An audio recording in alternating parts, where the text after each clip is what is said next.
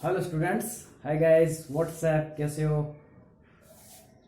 तो चलते हैं अपन एक केमिस्ट्री क्लासेज में और चैप्टर नंबर 11 की बात कर रहे थे हम, एल्कोहल, फिनोल एंड ईथर। इसमें alcohol, phenol, complete and ether की बात कर रहे हैं। तो ईथर में इसका इंट्रोडक्शन होगा, इसका क्लासिफिकेशन इन वर्गीकरण होगा, इसका नोमेनक्लेचर, ठीक है। अब हम पढ़े ईथर बनाने की विधियां। तो लास्ट क्लास तक अपन ने पढ़ा था ईथर निर्माण की एक मेथड पढ़ चुके थे हम। लेबोरेटरी में जो ईथर है उसको कैसे बनाया था, प्रयोगशाला में ईथर को कैसे बनाया था, वो हम लास्ट क्लास में पढ़ चुके हैं। अब नेक्स्ट कुछ एक और केमिकल रिएक्शन है जिनके थ्रू हम किसको बनाते हैं, ईथर को बनाते हैं। तो नेक्स्ट सेकंड है एल्कोहल के निर्जलीकरण से। एल्कोहल का निर्जलीकरण जब एथेनॉल के दो अणु है उनको 523 केल्विन तापमान पर एल्यूमिना पर से प्रवाहित करते हैं तो डाई एथिल ईथर का निर्माण होता है। देखो स्टूडेंट्स कैसे कि हमारे पास ये क्या है,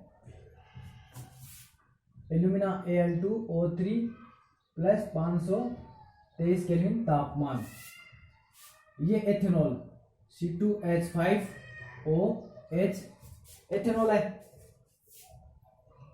एथेनॉल। और फिर एक अणु और ले लिया एथेनॉल का OH C2H5, ये भी क्या है, एथेनॉल। एल्यूमिना पर से Al2O3 और 523 केल्विन तापमान पर जब प्रवाहित करते हैं एल्यूमिना पर से एल्कोहल के दो अणुओं को, तो उनमें से जल का अणु निकल जाता है और डाई एथिल ईथर बन जाता है। निर्जलीकरण अभिक्रिया होती है, यहां से H और यहां से OH minus H2O, removal of water, और यहाँ क्या फॉर्म होता है, डाई एथिल ईथर, यानी डाई एथिल ईथर का निर्माण होता है। तो C2H5 ऑक्सीजन, C2H5O। अब इसकी वैलेंसी कम हो गई हाइड्रोजन के निकलने से, इधर कार्बन में से OH जाने से इस कार्बन की वैलेंसी क्या हो गई, संयोजकता कम हो गई। आपस में क्या करेंगे, बॉन्ड की फॉर्मेशन कर लेंगे, तो C2H5। तो ये बन गया di ethyl ether, die ethyl ether, ethyl ether. और स्टूडेंट्स नेक्स्ट क्या है, अगर एथेनॉल के अणु को एल्यूमिना पर से 653 केल्विन तापमान पर जब प्रवाहित करते हैं तो एथेनॉल के एक अणु में से जल का अणु चला जाता है और एल्कीन का निर्माण हो जाता है। हम टेम्परेचर बढ़ा दें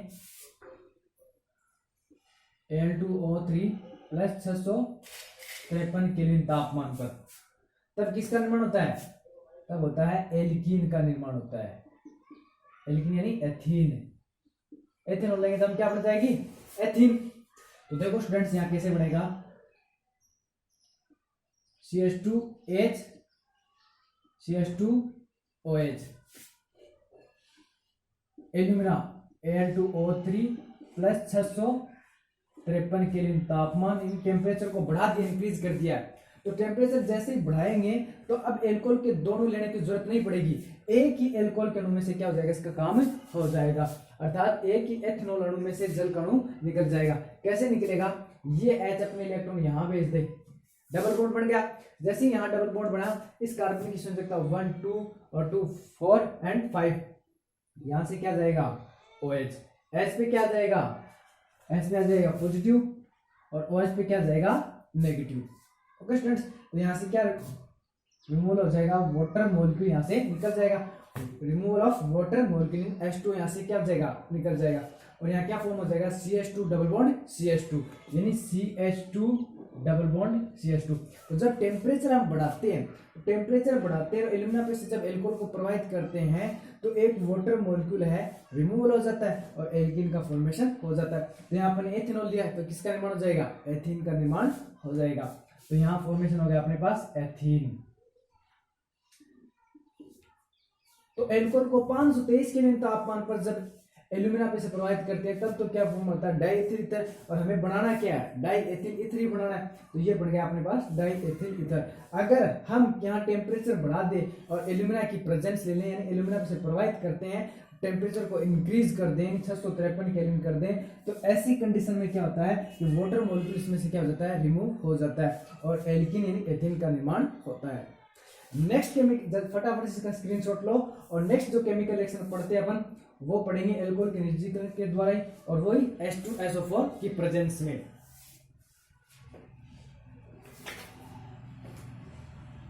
तो कंसंट्रेट H2SO4 की प्रेजेंस में इस बार देखेंगे, और निर्जलीकरण के द्वारा हम क्या प्राप्त करेंगे, ईथर को प्राप्त करेंगे।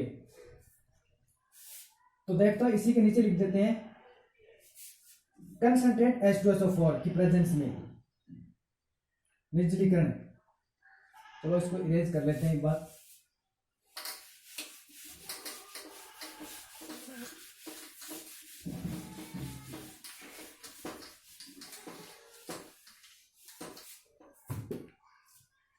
इसको नेक्स्ट रिएक्शन नंबरिंग कर दी, इसकी नेक्स्ट रिएक्शन, ये भी एल्कोहल का निर्जलीकरण है। इस बार क्या है, concentrate H2SO4 plus 413 kelvin temperature, इतने टेम्परेचर पर 413 केल्विन टेम्परेचर पर क्या करेंगे, हम इसको हीट करेंगे।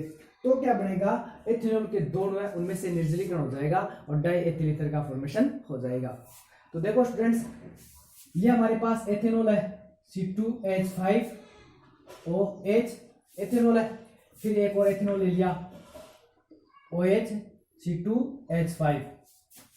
इस बार प्रेजेंस किसके लिए है, इसके लिए, तो इसको यहीं से शो कर सकते हैं, यानी कंसंट्रेट H2SO4 यानी सांद्र H2SO4 और 413 केल्विन टेम्परेचर लिया है। इस पे जब इतने टेम्परेचर पर जब प्रवाहित करते हैं एल्कोहल के अणुओं को H2SO4 में से, तो क्या होता है, यहाँ से H2 का क्या हो जाता है, रिमूवल हो जाता है, क्योंकि सांद्र H2SO4 भी एक अच्छा निर्जलीकारक है और इजीली क्या निकाल देगा, वाटर मॉलिक्यूल निकाल देगा यहाँ से।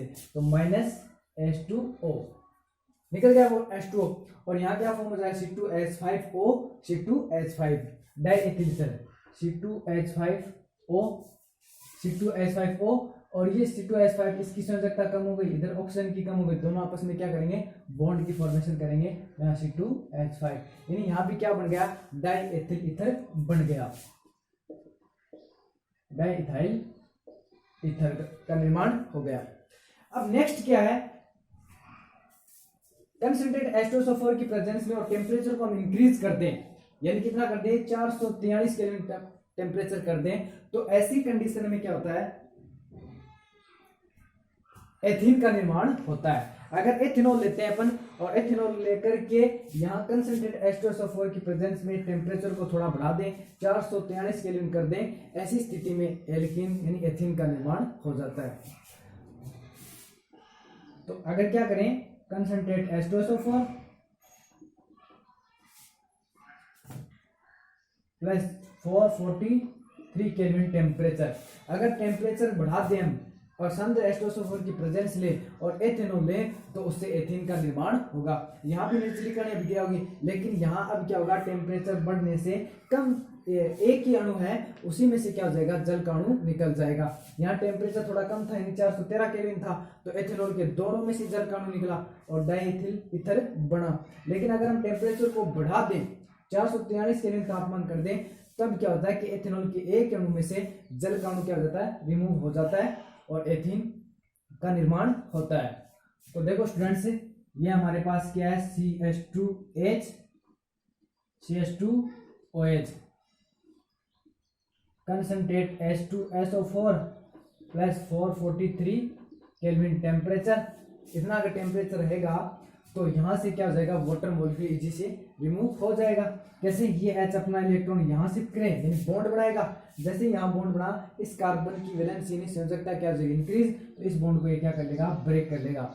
इस H पे क्या जाएगा, पॉजिटिव, इस OH पे क्या जाएगा, नेगेटिव, और यहाँ से क्या निकल जाएगा, माइनस H2O। सांद्र H2SO4 का काम ही क्या है, जल को खींचना, जल को हटाना, नमी को दूर करना। तो ये एक अच्छा निर्जलीकारक है। H2 यहाँ से क्या हो जाएगा, रिमूव हो जाएगा और एथीन का फॉर्मेशन हो जाएगा, CH2 डबल बॉन्ड CH2। तो ये बन गई हमारे पास एथीन। एथीन का फॉर्मेशन हो गया। तो अब ये क्या, दो प्रकार की निर्जलीकरण अभिक्रिया देख सकते हैं, देख चुके हैं अपन, एक तो एल्यूमिना की प्रेजेंस में, एक H2SO4 की प्रेजेंस में। नेक्स्ट जो केमिकल रिएक्शन देखेंगे हम, शुष्क सिल्वर ऑक्साइड के साथ, या शुष्क सिल्वर ऑक्साइड है, इससे किस प्रकार की ईथर का निर्माण करते हैं। तो फटाफट से इसका स्क्रीनशॉट लो और हम नेक्स्ट रिएक्शन पढ़ेंगे सिल्वर ऑक्साइड से। तो शुष्क सिल्वर ऑक्साइड है, इसको एल्किल हैलाइड के साथ जब गर्म करेंगे तो डाई एथिल ईथर का निर्माण हो जाएगा। सिल्वर ऑक्साइड का जो फॉर्मूला होता है Ag2O, और एल्किल हैलाइड लेते हैं, मान लीजिए एथिल आयोडाइड ले लेते हैं। क्या ले लेते हैं? Ethyl iodide. तो और इसके साथ इनको गर्म करते हैं, एथिल आयोडाइड के साथ है, तो डाई एथिल ईथर का निर्माण होता है। तो देखो स्टूडेंट कैसे, अब हमें डाई एथिल ईथर बनाना है तो एल्किल हैलाइड किस प्रकार का लेंगे? एथिल हैलाइड लेंगे। क्या लेंगे? Ethyl halide. जैसे